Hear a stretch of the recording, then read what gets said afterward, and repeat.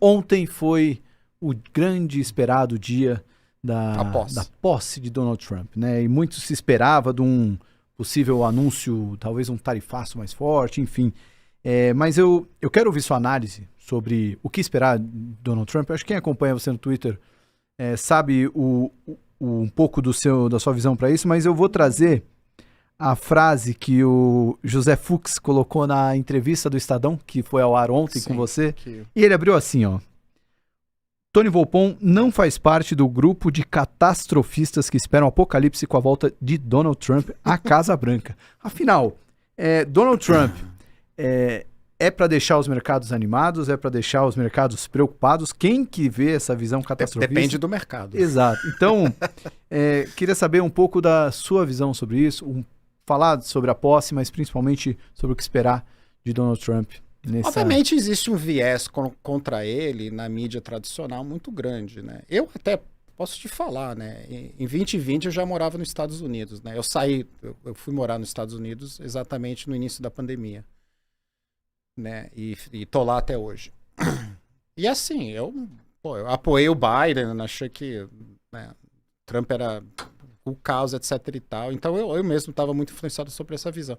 Aí na medida que o governo Biden, para mim, realmente foi um grande fracasso, porque ele foi basicamente eleito para ser alguém centrista, mas começou a governar muito à esquerda, eu comecei a repensar um pouquinho essa atitude, né? E comecei a escutar o Donald Trump. Eu falei, quando você escuta ele, e não ele filtrado pela mídia tradicional, você vê que ele não é exatamente essa figura, né? Tão irracional, radical, né? Que, de novo, a mídia tradicional que gera todo esse medo deles, né? Então, que a gente viu também muito na campanha, compararam ele com Hitler, coisas totalmente ridículas, né? Então, quem ele é? Obviamente é um nacionalista, né? Ele realmente não só quer fazer American Great Again, mas America First. Então, ele tem uma atitude, que é um pouquinho também que eu falei nessa entrevista do Estadão. Ele tem uma atitude de jogar tudo do ponto de vista do que é melhor para os Estados Unidos. Então ele não tem uma visão coletiva nesse sentido, que eu acho que é uma visão mais tradicional dentro, né, vamos dizer, de como os Estados Unidos têm lidado com o mundo nessas últimas décadas, que os Estados Unidos, obviamente, é o líder daquilo que a gente chama de Ocidente. Mas ele tem uma visão que diz o seguinte: a gente está pagando um preço muito grande para isso, a gente tem que renegociar essas relações nas suas várias vertentes e dimensões. Então, por exemplo, tem essa questão tarifária e tem outra coisa que é um assunto muito relevante para ele, é quanto cada país gasta para sustentar o arcabouço de defesa militar que você tem, especialmente dentro da OTAN. Você vê que os Estados Unidos gastam 5, 6% do PIB em defesa, você olha para a Europa, os caras estão gastando 1,5%. Ele falou, pô, peraí. Como que eu gasto 5 e você gasta 1,5? Tem que rever isso. Mesma coisa tarifária. Ele tem uma visão que eu não concordo plenamente em relação à questão do comércio exterior, mas o bem da verdade é que os Estados Unidos é um país muito mais aberto para importação que vários outros países são para exportações americanas. Inclusive, eu diria o Brasil. Tá? Os americanos deixam muito mais exportação brasileira entrar nos Estados Unidos do que a gente deixa bens americanos entrarem aqui. Então ele olha para essas assimetrias, então ele também fala, pô, mas peraí, tem que renegociar isso também. Né? E, como eu disse na entrevista ao Estadão, para você entender a cabeça dele, você tem que ler aquele livro dele, The Art of the Deal, queria muito que você falasse disso. Sei lá há quantos tempos. Esse livro é bastante interessante, recomendo todos que se interessam pelo tema a ler o livro. Em português, A Arte da Negociação. Arte da Negociação, né? Que eu acho que tem, né? Eu vou dar um Amazon aqui. Deve estar na Amazon. E uma coisa que é clara naquele livro, e você vê isso no comportamento dele, é que, e você viu isso também, por exemplo, nesse recente acordo em Gaza, que finalmente saiu, né? O cessar-fogo. E como eu disse na entrevista, ele começa toda a negociação seguinte, ele tira um revólver e bota na mesa. Ele fala, vamos começar a conversar? Quer dizer, ele primeiro ameaça, ele primeiro acha um ponto de leverage, de alavancagem sobre você. Aí ele começa a negociação. Ele faz um frame da negociação onde a ameaça explícita de retaliação, caso você não queira negociar com ele, né, good faith negotiation, de boa fé, ele já bota isso na mesa desde o início. Vamos começar a conversar assim. Se você pensar isso, se você já estudou teoria dos jogos, eu acho que todo economista, né, bem formados pelo menos, já estudou teoria dos jogos, você vê que esse tipo de framing é exatamente um tipo de estratégia que é de fato, né, como você deve abordar esse tipo de negociação. Se você tem um ponto de alavancagem, já bota ele no começo, para já começar, o ponto focal da negociação, já começar num ponto que é vantajoso para o seu lado. Né? Que você tem aquela ideia que tem algum espaço de negociação, né? Os dois lados têm um ponto de limite. Disso eu não vou. Né? Desse ponto eu não passo, desse ponto eu não passo. Tem esse espaço no meio. Então, grande parte da estratégia de negociação é você tentar jogar o ponto de início focal da negociação mais para o ponto limite do outro. Já botar ele na barreira. Você sabe que se você romper a barreira, ele não vai fechar o negócio. Mas já bota aqui. Então, ele faz isso. Então, de uma certa maneira, eu tenho certeza que ele nunca estudou teoria dos jogos, só que ele foi para Wharton, né? Quer dizer, ele não é um cara... Quer dizer, ele fez business na Wharton. Não sei se ele estudou teoria. Mas você pensa como ele aborda essas coisas, exatamente como você deveria abordar. Então, ele é um cara que negocia de uma maneira extremamente sofisticada. E parte disso é exatamente ele dar um pouquinho de louco. Então, por exemplo, nessa questão de Gaza, ele, antes da posse, ele disse o seguinte: se vocês não fecharem isso antes da minha... Se eu chegar na presidência na posse e vocês não tiverem cessar-fogo, ele falou isso falando pro Hamas. Ele meio que deixou implícito que ele ia atacar eles. Ele ia botar o poder militar americano para atacar o Hamas. E uma semana saiu. Coisa que o Biden não conseguiu em 15 meses. Né? E é verdade. O que mais ou menos saiu é mais ou menos que o Biden ficou propondo todo esse tempo. Só que o Biden não percebia... Quer dizer, o Biden pode até ameaçar, mas não é uma ameaça crível. Porque todo mundo sabe que o Biden é aquela coisa. Aí chega o cara... Você olha para os olhos e fala, não, esse cara é meio maluco mesmo. De repente ele já começa a gerar outro procedimento. Então isso é importante, porque essa questão de tarifas, e é uma coisa que já foi articulada pelo Scott Bessent. O Scott Bessent é uma pessoa que eu conheci pessoalmente, tá? Eu cobria ele no Soros durante a minha época de Nomura, e quando ele abriu o fundo dele, eu também tive contato com ele. O Scott Bessent vai ser o secretário do secretário de Tesouro. Acho que, não sei se ele já foi confirmado pelo Senado ou não, mas vai ser confirmado, né? No caso dele não tem nenhuma... Tem algumas outras candidatos que é meio mais polêmico.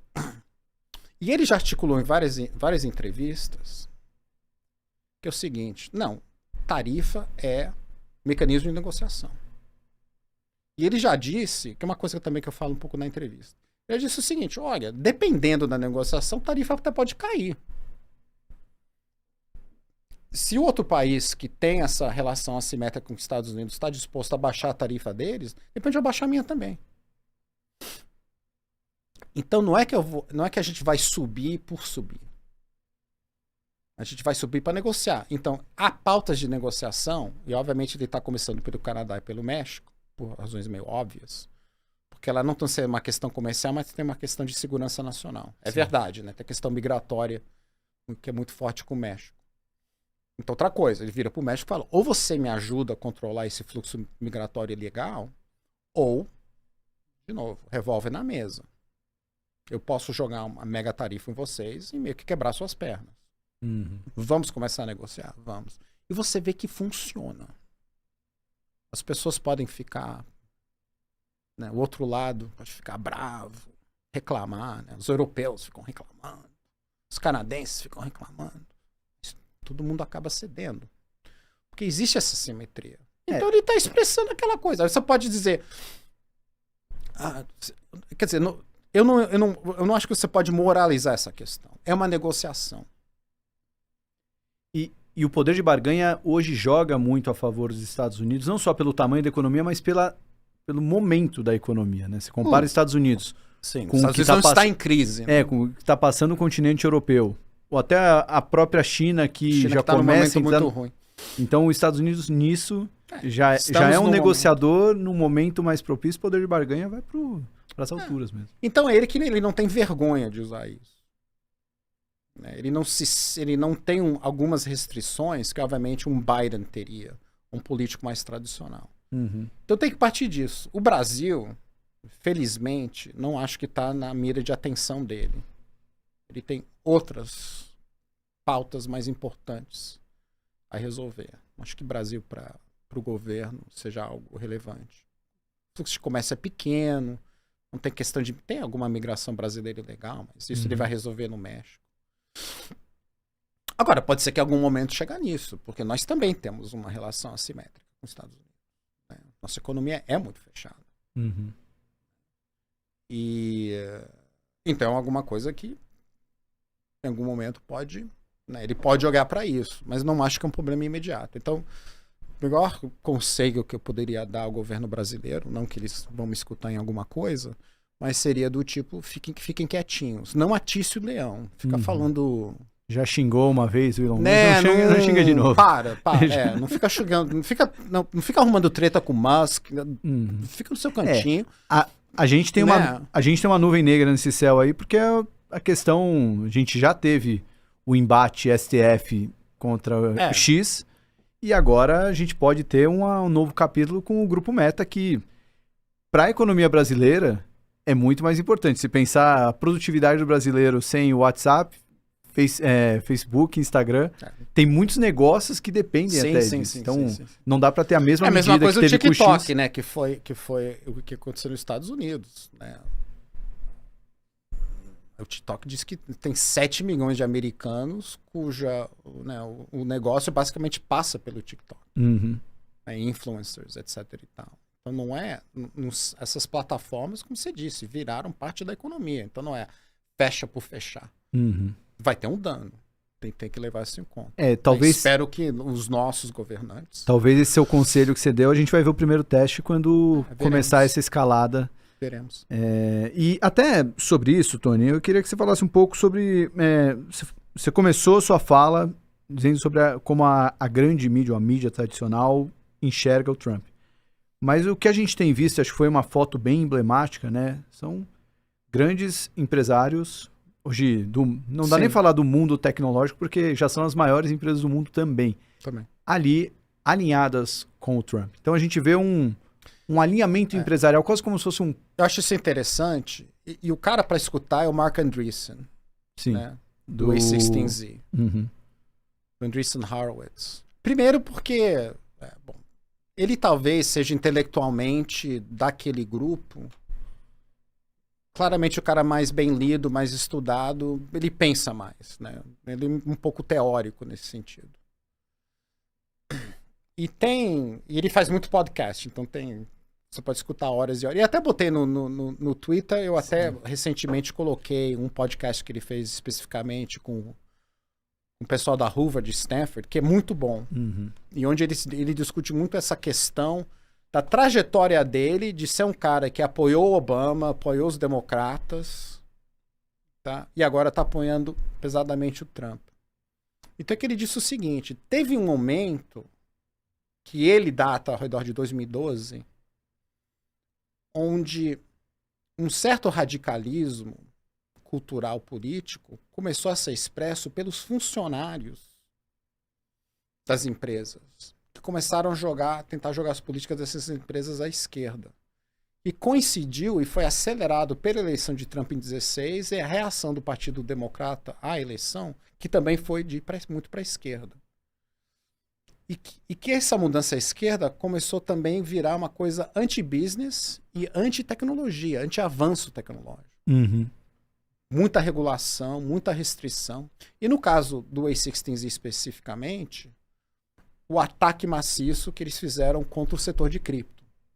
Porque o Gary Gensler, a Elizabeth Warren e o Biden, que ninguém sabe quanto o Biden estava lá ou não, né? Quanto que ele estava... Porque assim, minha impressão é que o Biden só estava realmente on point na questão de Gaza, na política externa. A política interna, eu acho que ele terceirizou para o staff dele e para esses políticos do Partido Democrata. Por isso que teve que ele acabou sendo um governo muito à esquerda. Mas que com essas mudanças, né, eles tentaram quebrar o setor. Eles tentaram destruir o setor de cripto. E o Mark Andreessen tem muitos investimentos nisso. Então ele começou a ver, por exemplo, que ele estava investindo em startups do setor E o founder ligava para ele e falava assim, eu não consigo abrir conta em banco para pagar a folha da empresa. O cara é cidadão americano, não quebrou nenhuma lei, não está fazendo nada ilegal. Por quê? Porque o governo, via Fed, todo aquele aparato regulatório, estava dizendo para os bancos, não abre conta para quem seja do setor. Uhum. E esse tipo de coisa deixou ele muito revoltado, o Andreessen. Lógico, um certo interesse financeiro, não há de negar, mas em relação à atitude de que a gente está potencialmente entrando num período de aceleração tecnológico muito grande com a questão da inteligência artificial, só que a gente não vai conseguir fazer nada, ou muito pouco, se tem um governo que está ativamente, por razões puramente ideológicas, em grande parte, atacando esses setores, tentando controlar esses setores, impondo censura, e tudo que o governo Biden acabou fazendo. Então, muito dessa realinhamento, especialmente desse setor, o Musk também. O Musk era um cara que apoiou o Obama, apoiou a Hillary Clinton. Ele não é um republicano. O Andreessen não era republicano. Mas o Partido Democrata, de uma certa forma, expulsou esses caras da órbita do partido pelas atitudes e ações que eles tomaram nos últimos anos. Entregaram o Trump. E o Trump é um cara que claramente falou para eles, comigo, você vê a atitude que ele está tomando com cripto também, botou o Sachs lá dentro como usar de inteligência artificial cripto, que é um cara que trabalhou com o Musk no PayPal, é super conhecido, de VC, e eles vão deixar a coisa bombar. Então, obviamente, eu não estou dizendo que não há interesse financeiro de todos eles. Tem. Todos eles têm dinheiro empatado nessas questões. Mas tem uma visão deles que eu acho que também... O Musk tem essa tara pro Marte, né? Ele quer ir para Marte. E ele já disse, se o Trump não ganhar a eleição, a gente nunca vai para Marte. Que os democratas vão destruir essa possibilidade. E por isso que aí eu acho que o Musk não é tanto dinheiro, realmente, aqui o cara. Porque ele é autista, né? Ele tem, né, essa vontade quase psicopática de fazer essas coisas, por isso que é um grande empresário que ele é. Ele toca ele. Ele é CEO de 6 empresas. Como que o cara... E joga videogame, é campeão de videogame. Mas assim, ele falou, eu tenho que ter um governo que vai permitir que eu faça essas coisas. Então, eu acho que esse alinhamento está em função disso. Não é uma coisa que foi meramente... não, como os democratas o Trump vai cortar imposto. Todos eles são bilionários, né? Eles não querem dinheiro, mas eles querem fazer. Todos eles têm visão. O Bezos com o foguete dele, né? Também, né? Outro também que quer ir para Marte. Todos esses caras... A única pessoa que eu dizer que eu acho que é um pouquinho mais cínico é o Zuckerberg, né? Do Meta. Ele realmente... Porque ele entrou muito na vibe do Biden, né? Censurou muito o Facebook e fez meio um flip logo depois da eleição. Ele esperou até o resultado, ele não se alinhou, né? Ele até falou umas coisas pró-Trump durante a eleição, mas ele não fez uma coisa explícita, como o Andreessen, o Musk, todos eles, né? Não todos eles, mas teve uma parte de Silicon Valley, Peter Thiel também, que apoiaram o Trump. Né? O Peter Thiel foi o cara que primeiro que apoiou já em 2016. Né? Esses outros são recém-chegados. Mas o Zuckerberg esperou até sair o resultado. Okay. Aí ele... Mas aí também virou com tudo. Mas também virou com tudo. Assim. Sem vergonha, né? Aquela história, sem vergonha. Sem vergonha de virar e também tomar cuidado do Jeff Bezos, né? Que é aquela foto que tiraram ali do Zuckerberg. Curioso ali, foi engraçado. Sem comentar. Bom, queria que você falasse um pouco mais do Scott Bessent, sabe? Porque a gente nunca abordou tanto sobre ele aqui no nosso podcast. A gente já chegou a falar algumas coisas sobre ele, mas fiquei curioso. Você já teve até interações com ele na época de Nomura. Sim. Enfim, falar um pouco da figura do Scott Bessent dentro do mercado financeiro e até o que isso pode representar ali dentro do governo Trump. Então ele trabalhou muitos anos com Soros, que é até irônico, né? Porque o Soros é um grande financiador do Partido Democrata. Né? Hoje o filho dele que está tocando isso. Ele foi o segundo em comando Ele estava lá na época que o Soros quebrou o Banco da Inglaterra. Já estava. Sim. Que foi a primeira. $1 bilhão, na época, $1 bilhão, né? Com esse trade contra a libra esterlina. Ficou famoso. Né? Se eu não me engano, foi ele até que levou esse trade pro. Não, ele era parte do time que. Né, isso em 92? Se não me engano, 92. Que eu vi uma entrevista do Druckenmiller, ele conta sobre o Scott. E o Scott estava lá. Aí ele saiu, voltou. Na época que eu conheci ele, era CIO do Soros. Então a gente ia fazer reuniões com ele, time da equipe dele. Então, assim, long story short, cara, profundo, conhece o mercado de uma maneira, assim, profunda.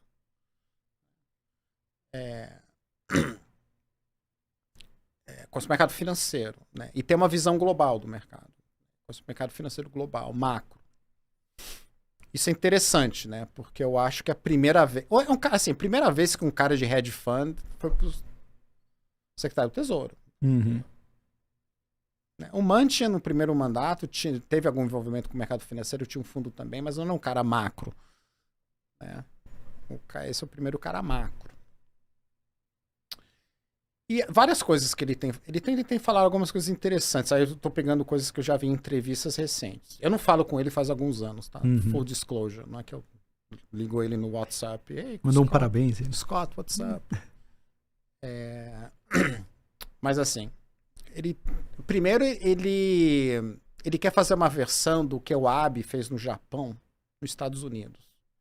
Que ele chama de 333. Né?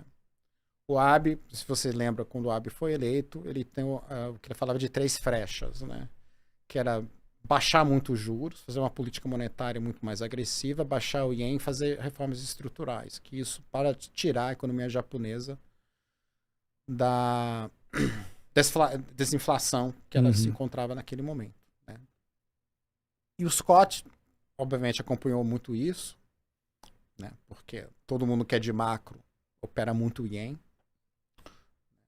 E que ele quer fazer uma versão dessa nos Estados Unidos. Então ele quer ter um crescimento de 3%, ele quer fechar o déficit fiscal em 3%, e ele quer aumentar a produção de petróleo em 3%.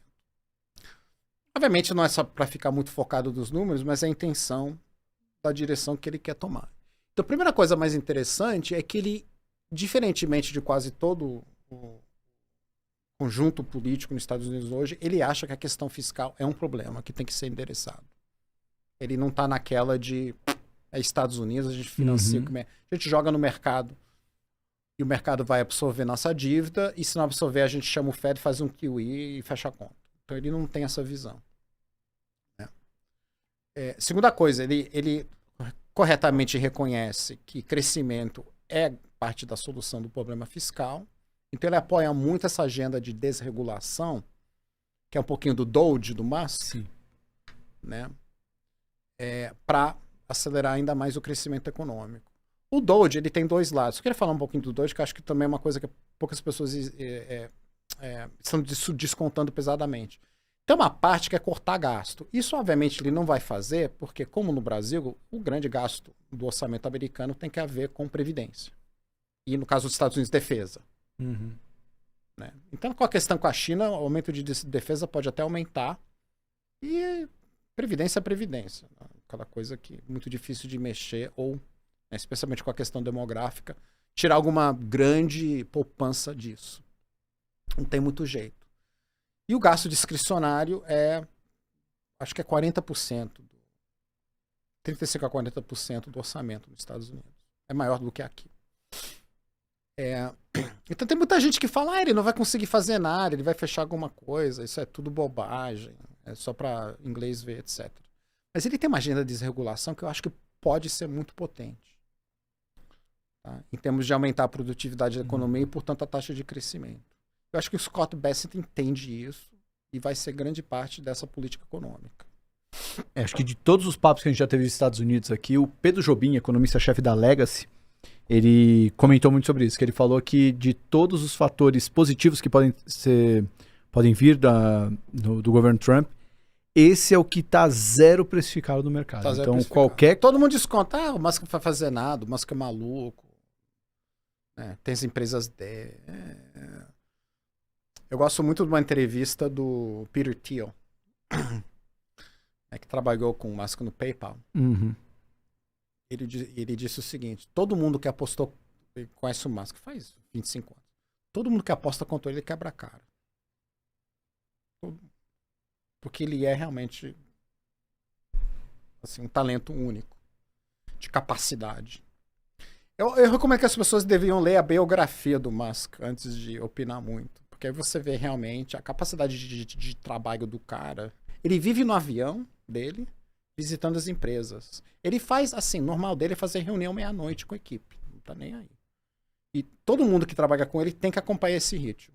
Não tem work-life balance. Não tem nada disso nas empresas dele. Por isso que ele conseguiu. Aquela coisa, você topou, né? Uhum. Ninguém. Por isso que muita gente trabalha com ele e acaba saindo, né? Porque não consegue acompanhar o ritmo. Só que o cara tá nessa há 25 anos e não tá parando. Então, assim, apostar contra ele é realmente mau negócio. It's really bad, né? Eu não faria. Então, acho que ele consegue tirar alguma coisa disso. Agora, qual é a consequência? O Scott Bessent também ele fala alguma coisa em relação ao dólar americano que eu acho bem interessante, mas uma questão muito complicada, que eu não sei como ele vai fechar esse círculo para enquadrar esse círculo, para falar a verdade. Ele quer que o dólar americano baixe de valor. Só que tudo que ele está fazendo do outro lado vai aumentar o valor do dólar. Então eu não sei. Então ele fica falando umas coisas, não, a gente pode fazer de repente alguma coisa feita o G7 fez em 85 com o Plaza Accord. Aí quando eu olho para isso eu falei, tá bom, mas assim, o Plaza Accord, o mundo era muito mais simples. O mundo era o G7. Hoje o mundo é G20. Então não sei como ele... Mas ele já falou essas coisas. Então isso é uma parte do que ele tem dito, pelo menos, que é um pouquinho mais ambíguo, ou não sei como ele vai funcionar. Mas só para entender, desculpa, não sei o que foi o Plaza Accord em 85, mas é tipo um acordo... Então, com a vinda do Reagan, né, que bombou a economia também, aumentou muito o déficit fiscal, e você também teve choque de juros do Volcker em 82, o dólar americano subiu muito. Uhum. Então, até 85, se você olhar para o gráfico, né, subiu. E teve um momento que isso, obviamente, teve um efeito negativo sobre a balança comercial, aquelas coisas que a gente sabe quando o dólar sobe. Então, na época, o James Baker, que era o secretário do Tesouro, ele fez uma reunião no Hotel Plaza, em Nova York, né, que acabou sendo comprado pelo Trump, ironicamente. Com o G7, todos os ministros do G7, ele fez um acordo, que era o seguinte: os Estados Unidos ia subir os juros, cortar gastos, né, cortar juros, e ele convenceu, por exemplo, os japoneses a fazer o contrário, para ter mais demanda no Japão, para o ien subir contra o dólar e para os japoneses importarem mais. Uhum. Então foi um acordo de fazer rearranjos nas políticas fiscais e monetárias coordenadas entre... Na verdade, era mais um arranjo entre os Estados Unidos e o Japão na época. O Japão na época era a China hoje, né? Uhum. Em termos de importância macro. Sim. Né? Para tentar derrubar o dólar. E funcionou. O dólar ficou 2, 3 anos caindo. Por acaso, isso foi o início da bolha que você... Na bolha de crédito da Bolsa imobiliária que teve no Japão, que eventualmente estourou o Japão, né? Então tem todo um debate sobre se os Estados Unidos no final do dia, né, meio que exportou seu problema para o Japão e os japoneses pagaram a conta. Mas enfim, então o Bessent, ele cita isso, né? Agora, como ele vai fazer isso, eu não sei, de novo, um mundo muito mais complicado. Mas nessa questão que, exatamente como eu disse no início, que a questão tarifária tem que ser vista como uma ferramenta de negociação dentro de um processo de resolver o que os americanos percebem, pelo menos, como assimetrias, pode haver algum momento onde ele tenta, talvez no âmbito do G20, obviamente metade do G20 não vale para nada, mas ele vai botar na mesa quem importa e dizer alguma coisa assim. Ou a gente faz um certo arranjo coordenado de questões macroeconômicas, de políticas macroeconômicas, para baixar o dólar, ou, desculpa, vou botar uma mega tarifa na tua cabeça. Uhum. De novo, negociando, botando o revólver na mesa. Entendeu? Então isso pode... Agora eu estou especulando, tá?